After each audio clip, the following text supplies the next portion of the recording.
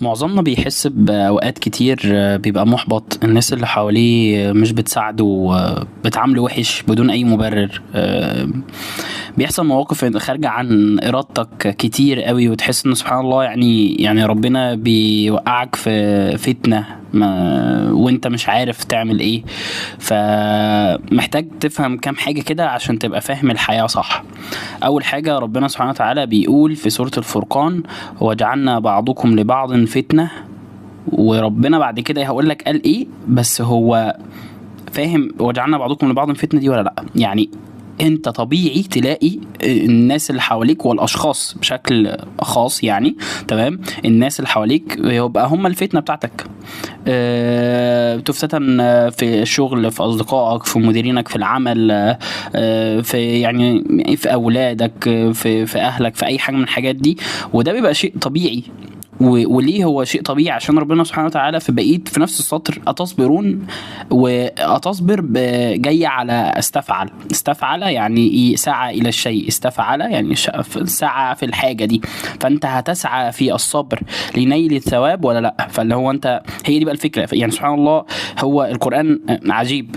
في نفس السطر بيقول لك ان وجعلنا بعضكم لبعض فتنه اتصبرون. بقى يعني انت هتستنى بقى وتسعى بقى وتحاول تتعامل وتشوف انت هتعدي الموضوع ده ازاي وانت لسه محافظ على مبادئك وقناعاتك ودينك وهكذا.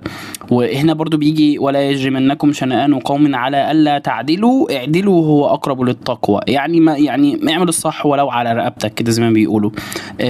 فهنا بقى هي دي الفتنه، يعني دي تبقى اكبر فتنه لاي حد في حياته: الناس والخذلان، وان انا بعمل الناس حلو فمش شرط الناس تعاملك حلو خالص.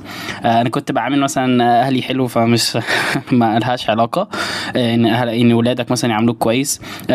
فده شيء طبيعي لان هو اساس الحياه. لان الرسول عليه الصلاه والسلام شاف ناس، حد من الصحابة كان بيصلح السقف بتاع البيت بتاعه، فقال له: ما أرى الأمر إلا أعجل من ذلك. يعني أنا يعني الموضوع أسرع من كده، يعني الدنيا أسرع من كده. يعني أنت يعني الحرق الكتير اللي احنا بنقعد نعمله ده وبنتضايق ومش عارف وناخد على خاطرنا قوي ومش عارف ايه، ده ما دي مش الحياة صح. لأن انت كده فاهم الحياة غلط. وفي نقطة برضو كمان اللي هو ايه: أحسب الناس أن يتركوا أن يقولوا آمنا وهم لا يفتنون. فيعني انت هتبقى مؤمن ازاي؟ لازم تفتتن وتطلع وتقع وتقوم وتقوم وتقع. لان سبحان الله انه لو كان عايز يخلق بشر ما بيخطئوش خالص، ما بيذنبوش خالص، ما بيفتتنوش خالص، ما كان يعني سبحان الله